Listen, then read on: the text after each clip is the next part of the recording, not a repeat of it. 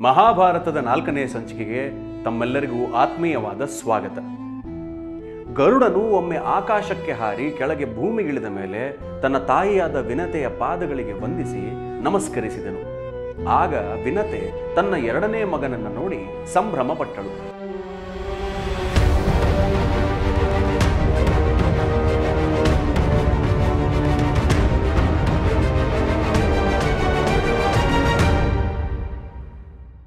ತಾನು ಇಷ್ಟು ವರ್ಷ ಕಾದರೂ ಸಹ, ಇಷ್ಟು ಕಷ್ಟ ಅನುಭವಿಸಿದರೂ ಸಹ ಅದಕ್ಕೆ ತಕ್ಕ ಪ್ರತಿಫಲ ಈ ಮಗನ ರೂಪದಲ್ಲಿ ಸಿಕ್ಕಿದೆ ಎಂದು. ಇದನ್ನು ನೋಡಿದ್ದ ಕದ್ರುವಿಗೆ ಒಳಗೆ ಅಸೂಯೆ ಹೆಚ್ಚಾಯಿತು. ಕದ್ರುವಿನ ಒಳಗೆ ಹೇಗೆ ಅಸೂಯೆ ಇತ್ತೋ ಹಾಗೆಯೇ ಅವಳ ಮಕ್ಕಳೂ ಕೂಡ. ಆ ವಿಷಸರ್ಪಗಳು ಬಿಲದೊಳಗೆ, ಭೂಮಿಯ ಒಳಗೆ ಇರುವಂತಹವು ಅಸೂಯೆ. ಹಾಗಾಗಿಯೇ ಆ ಬಿಲದೊಳಗೆ ಇರುವ ವಿಷಸರ್ಪಗಳನ್ನು ನೋಡಿ ಜನರು ಹೆದರುತ್ತಾರೆ. ಆದರೆ ವಿನತೆಗೆ ಅಸೂಯೆ ಇರಲಿಲ್ಲ. ಆದ್ದರಿಂದಲೇ ಅಂತಹ ತಾಯಿಗೆ ದೈವಾಂಶ ಸಂಭೂತರಾದಂತಹ 2 ಮಕ್ಕಳು ಜನಿಸಿದರು. ಆ 2 ಯಾರೆಂದರೆ ಗರುಡ ಮತ್ತು ಅರುಣ. ಅವರಿಬ್ಬರು ಆಕಾಶದಲ್ಲಿ ಹಾರುವಂತಹವರು. ಕಾಲಕ್ರಮೇಣ ವಿನತೆಗೆ ತನ್ನ ದಾಸ್ಯದಿಂದ ಕೆಟ್ಟ ಗುಣಗಳೆಲ್ಲ ನಶಿಸಿ ಹೋಗುತ್ತಾ ಬಂದವು. ಆದರೆ ಕದ್ರುವಿನ ಮನಸ್ಸಿನಲ್ಲಿ ಅಸೂಯೆ ಬೆಳೆಯುತ್ತಲೇ ಹೋಯಿತು. ಇಡೀ ಭೂಮಂಡಲ, ಆಕಾಶ ಮಂಡಲಗಳು ಗರುತ್ಮಂತನನ್ನ ಪೂಜ್ಯ ಭಾವನೆಯಿಂದ ನೋಡುತ್ತಿದ್ದರೆ ಕದ್ರುವಿಗೆ ಗರುತ್ಮಂತನನ್ನ ಪೂಜ್ಯ ಭಾವನೆಯಿಂದ ನೋಡೋದಕ್ಕೆ ಆಗಲೇ ಇಲ್ಲ. ಕಾರಣ ಅವಳೊಳಗಿದ್ದ ಅಸೂಯೆ. ಇದೇ ಅಸೂಯೆಯಿಂದ ವಿನತೆಗೆ ಕೆಲವು ಮಾತುಗಳನ್ನು ಹೇಳುತ್ತಾಳೆ. ನೀನು ನನಗೆ ಹೇಗೆ ದಾಸಿಯೋ ನಿನ್ನ ಮಗನೂ ಕೂಡ ನನ್ನ ಮಕ್ಕಳಿಗೆ ದಾಸನಾಗಿರಬೇಕು ಎಂದು. ಹಾಗೆಯೇ ಗರುತ್ಮಂತನಿಗೆ ನಿನ್ನ ಶಕ್ತಿ ಏನಿದ್ದರೂ ನನ್ನ ಮಕ್ಕಳನ್ನು ಬೆನ್ನ ಮೇಲೆ ಕೂರಿಸಿಕೊಂಡು ಸುತ್ತಾಡುವುದಕ್ಕೆ ಮಾತ್ರ ಎಂದು ತಾಕೀತು ಮಾಡುತ್ತಾಳೆ. ದೈವಾಂಶ ಸಂಭೂತನಾದ ಗರುತ್ಮಂತನ ಸಾಮರ್ಥ್ಯಕ್ಕೆ ಇಂತಹ ಕಾರ್ಯಗಳು ಅವಮಾನವೇ. ಆದರೆ ಇದಕ್ಕೆ ಪ್ರತಿ ಮಾತನಾಡದೆ ಒಪ್ಪುತ್ತಾನೆ. ಯಾಕೆಂದರೆ ಮಕ್ಕಳಿಗೆ ತಾಯಂದಿರನ್ನು ಅನುಸರಿಸುವ ಒಂದು ಸ್ವಭಾವವಿರುತ್ತದೆ. ಅಂತೆಯೇ ವಿನತೆ ಹೇಗೆ ದಾಸ್ಯದಲ್ಲಿದ್ದಳೋ ಹಾಗೆಯೇ ತನ್ನ ದೊಡ್ಡಮ್ಮನ ಮಕ್ಕಳಿಗೆ ದಾಸನಾಗಿರಲು ಗರುತ್ಮಂತ ಒಪ್ಪುತ್ತಾನೆ. ಕದ್ರುವು ತನ್ನ ದಾಸಿಯಾದ ವಿನತೆಗೆ ಸಮುದ್ರದ ಮಧ್ಯದಲ್ಲಿರುವ ಬಹಳ ಆಳವಾದ ನಾಗಾಲಯಕ್ಕೆ ತನ್ನನ್ನು ಕರೆದುಕೊಂಡು ಹೋಗುವಂತೆ ಹೇಳುತ್ತಾಳೆ. ಅಂತೆಯೇ ಗರುಡನಿಗೆ ತನ್ನ ಮಕ್ಕಳನ್ನು ಬೆನ್ನ ಮೇಲೆ ಕೂರಿಸಿಕೊಂಡು ಅಲ್ಲಿಗೆ ಬರುವಂತೆ ಆಜ್ಞೆ ಮಾಡುತ್ತಾಳೆ. ಗರುಡನು ತನ್ನ ಪರಾಕ್ರಮಕ್ಕೆ ತಕ್ಕಂತೆ ಸರ್ಪಗಳನ್ನು ತನ್ನ ಬೆನ್ನ ಮೇಲೆ ಕೂರಿಸಿಕೊಂಡು ಸೂರ್ಯನ ಬಳಿ ಹಾರಿದಾಗ ಸೂರ್ಯನ ತಾಪವನ್ನು ತಾಳಲಾರದೆ ಆ ಸರ್ಪಗಳೆಲ್ಲ ಸುಟ್ಟು ಮೂರ್ಛೆ ಹೋಗುತ್ತವೆ.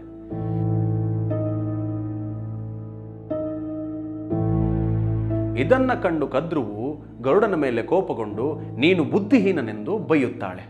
ಹಾಗೂ ತನ್ನ ಮಕ್ಕಳ ಬಗ್ಗೆ ಮರುಕ ಪಡುತ್ತಾಳೆ.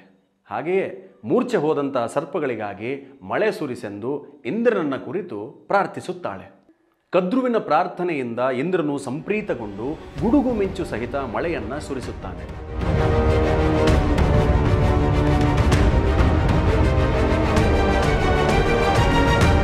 ಆಗ ಗರುಡನ ಬೆನ್ನ ಮೇಲಿದ್ದ ಸರ್ಪಗಳೆಲ್ಲವೂ ಪುನಶ್ಚೇತನಗೊಂಡು ಸಂತೋಷ ಪಡುತ್ತವೆ. ತಾಯಿ ಕದ್ರುವಿನ ಜೊತೆಗೆ ಸರ್ಪಗಳೆಲ್ಲವೂ ನಾಗಾಲಯಕ್ಕೆ ಹೋಗಿ ಅಲ್ಲಿನ ರಮಣೀಯ ದೃಶ್ಯಗಳನ್ನು ಕಣ್ತುಂಬಿಕೊಂಡು ಮತ್ತಷ್ಟು ಸ್ಥಳಗಳಿಗೆ ನಮ್ಮನ್ನು ಕರೆದುಕೊಂಡು ಹೋಗು ಎಂದು ಗರುಡನನ್ನು ಕೇಳುತ್ತವೆ. ಗರುಡನಿಗೆ ಇದ್ದ ಸಾಮರ್ಥ್ಯಕ್ಕೆ ಒಂದೇ ಏಟಿಗೆ ಹೊಡೆದಪ್ಪಳಿಸಿ ಅವನ್ನೆಲ್ಲ ಸಾಯಿಸಬಹುದಿತ್ತು. ಆದರೆ ಗರುಡ ಹಾಗೆ ಮಾಡಲಿಲ್ಲ. ನಮಗೆ ಈ ಸ್ಥಿತಿ ಯಾಕೆ ಬಂದಿದೆ? ನಾವೇಕೆ ಈ ಸರ್ಪಗಳ ಮಾತನ್ನು ಕೇಳಬೇಕು? ಈ ದುರ್ದೈವ ಒದಗಿ ಬಂದದ್ದು ಏತಕ್ಕೆ ಎಂದು ತಾಯಿಯನ್ನ ಕೇಳುತ್ತಾನೆ. ಆಗ ವಿನತೆಯು ನಾನು ನಿನ್ನ ದೊಡ್ಡಮ್ಮ ಕದ್ರುವು ಉಚ್ಚೈಶ್ರವಸ್ಸೆಂಬ ಕುದುರೆಯ ಬಾಲ ಕಪ್ಪೋ ಬಿಳುಪೋ ಎಂಬುದರ ಬಗ್ಗೆ ಒಂದು ಪಂದ್ಯವನ್ನು ಕಟ್ಟಿದ್ದೆವು. ಕದ್ರುವು ಕುತಂತ್ರದಿಂದ ತನ್ನ ಮಕ್ಕಳ ಸಹಾಯದಿಂದ ಈ ಪಂದ್ಯವನ್ನು ಗೆದ್ದು ಬಿಟ್ಟಳು. ಅಲ್ಲಿಂದ ನಾನು ಅವಳ ದಾಸಿಯಾದೆ ಎಂದು ವಿನತೆ ಹೇಳಿದಳು. ಇದಾದ ನಂತರ ಗರುಡನು ಸರ್ಪಗಳ ಬಳಿ ಹೋಗಿ ನನ್ನ ತಾಯಿಯನ್ನ ದಾಸ್ಯದಿಂದ ಮುಕ್ತನನ್ನಾಗಿ ಮಾಡಬೇಕಾದರೆ ನಾನೇನು ಮಾಡಬೇಕು ಎಂದು ಕೇಳಿದಾಗ ಸರ್ಪಗಳು ತಮ್ಮಲ್ಲೇ ಮಾತನಾಡಿಕೊಂಡು ಒಂದು ನಿರ್ಧಾರಕ್ಕೆ ಬಂದು ಗರುಡನ ಬಳಿಗೆ ಬಂದು ನಮಗೆ ಅಮೃತವನ್ನು ತಂದುಕೊಟ್ಟರೆ ನಿಮ್ಮ ತಾಯಿಯನ್ನ ದಾಸ್ಯದಿಂದ ಮುಕ್ತಳನ್ನಾಗಿ ಮಾಡುತ್ತೇವೆ ಎಂದು ಹೇಳಿದವು. ಈ ವಿಷಯವನ್ನ ಕದ್ರುವಿಗೂ ತಿಳಿಸಿದವು. ಕದ್ರುವು ತನ್ನ ಮಕ್ಕಳು ಶಾಶ್ವತವಾಗಿ ಸುಖದಿಂದ ಇರುತ್ತಾರೆ ಎಂಬ ಕಾರಣದಿಂದ ಈ ಮಾತಿಗೆ ಒಪ್ಪಿದಳು. ಗರುಡನು ತಾಯಿ ವಿನತೆಯ ಬಳಿ ಬಂದು ತಾನು ಅಮೃತವನ್ನು ತಂದುಕೊಟ್ಟು ನಿನ್ನನ್ನು ದಾಸ್ಯದಿಂದ ಮುಕ್ತನನ್ನಾಗಿ ಮಾಡ್ತೇನೆ ಅಂತ ಪ್ರಮಾಣ ಮಾಡ್ತಾನೆ. ಆದರೆ ಅದಕ್ಕೂ ಮುಂಚೆ ತನಗೆ ತಿನ್ನುವುದಕ್ಕೆ ಆಹಾರ ಎಲ್ಲಿ ಸಿಗುತ್ತದೆ ಎಂದು ಕೇಳುತ್ತಾನೆ. ಆಗ ತಾಯಿಯು ಮಗುವಿಗೆ ಆಹಾರದ ಕುರಿತು ಹೇಳುವಷ್ಟು ಸೂಕ್ತವಾಗಿ ಮತ್ಯಾರೂ ಹೇಳುವುದಿಲ್ಲ.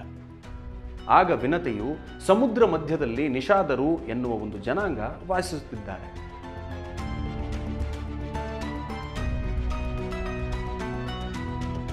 ಅವರು ಅಧರ್ಮವನ್ನು ಪಾಲಿಸುತ್ತಾ ಅಲ್ಲಿ ವಾಸ ಮಾಡುತ್ತಿದ್ದಾರೆ. ಹಾಗೂ ಅವರು ಭೂಮಿಗೆ ಬಂದು ಧರ್ಮವನ್ನು ಪಾಲಿಸುವವರನ್ನು ಕೊಲ್ಲುತ್ತಿದ್ದಾರೆ.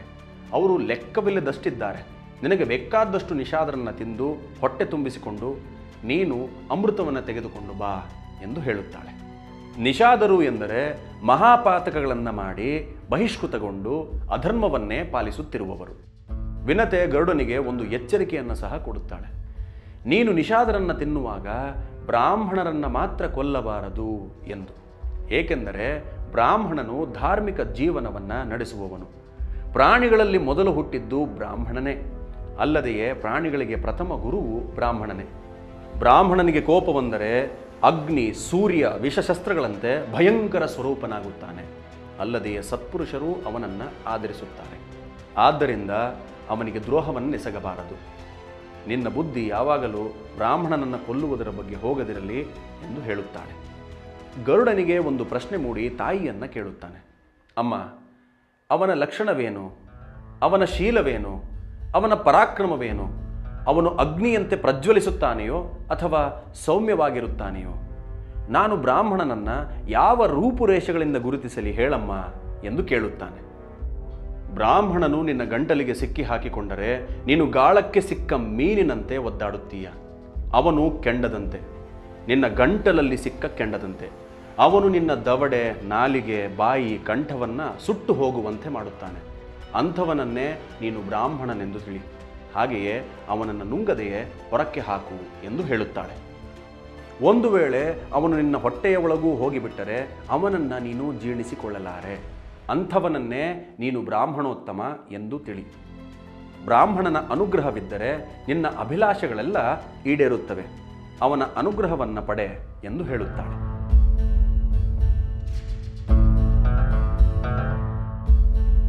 ವಿನತೆಯು ಮಗನಿಗೆ ದೇವತೆಗಳ ರಕ್ಷಣೆಯನ್ನು ಬೇಡಿ ಹೀಗೆ ಆಶೀರ್ವದಿಸಿದಳು. ನಿನ್ನೆರಡೂ ರೆಕ್ಕೆಗಳನ್ನು ವಾಯು ರಕ್ಷಿಸಲಿ. ನಿನ್ನ ಹಿಂಭಾಗವನ್ನು ಸೂರ್ಯ ಚಂದ್ರರು ರಕ್ಷಿಸಲಿ.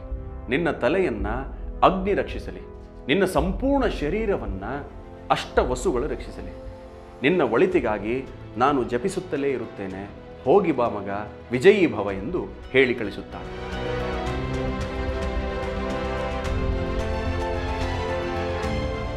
ತನ್ನ ತಾಯಿಯನ್ನು ದಾಸ್ಯದಿಂದ ಮುಕ್ತಗೊಳಿಸಲು ಅಮೃತವನ್ನು ತರಲು ಹೋದಾಗ ಗರುಡ ಎದುರಿಸಿದ ಸವಾಲುಗಳೇನು?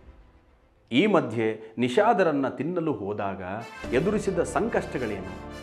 ಹಾಗೂ ಈ ಮಧ್ಯೆ ಗರುಡ ಒಬ್ಬ ವಿಶೇಷ ವ್ಯಕ್ತಿಯನ್ನು ಭೇಟಿಯಾಗ್ತಾನೆ. ಯಾರದು?